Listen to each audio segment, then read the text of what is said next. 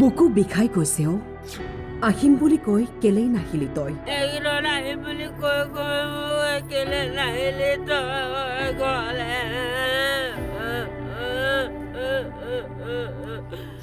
পুৱতি নিশা 4 বজাত খবৰ দিয়ে বসন্তী আৰু নাই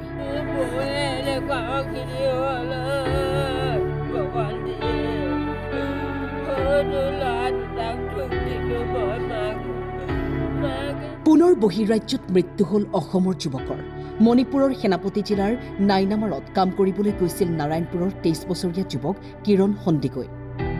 আইৰণ ফেক্টৰীত লোহা গলোৱা ভাটিত কাম কৰি থকা অৱস্থাত হঠাৎ পৰি যায় বুলি খবৰ দিয়ে আন এগৰাকী কৰ্মচাৰীয়ে লগে লগে যুৱকজন জ্বলি ছাই হৈ যায় বুলি শুনি খবৰটো পাই পৰিয়ালত কান্দোন অতুৰ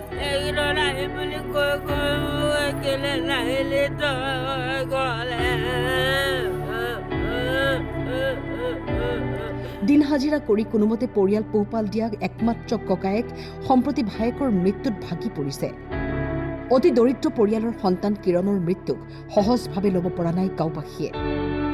অতি মৰ্মান্তিক খবৰ অতি দুখ খবৰ নাৰায়ণপুৰ ৰঙতি চাৰিআলি তিনিআলি সন্দিকৈ গাঁৱৰ এজন শ্ৰমিক বহিৰাজ্যত কৰ্মৰত আছিল আমি গৃহস্থৰ ফালৰ পৰা জানিব পৰা মতে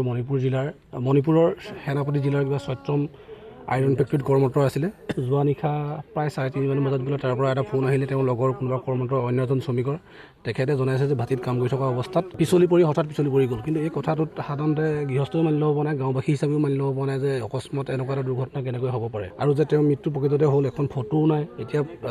কোনো এজনে ফোন কৰাত খবৰ পাইছোঁ যে তেওঁ মৃতকৰ মানে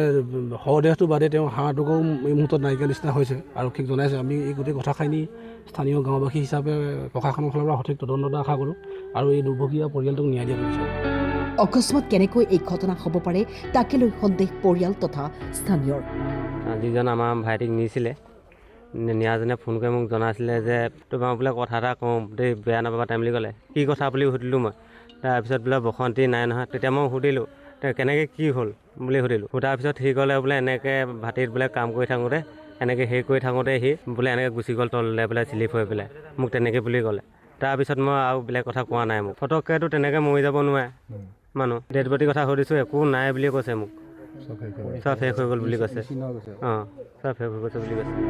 নাৰায়ণপুৰৰ পৰা বিতুপন ফুকনৰ ৰিপৰ্ট টাইম 8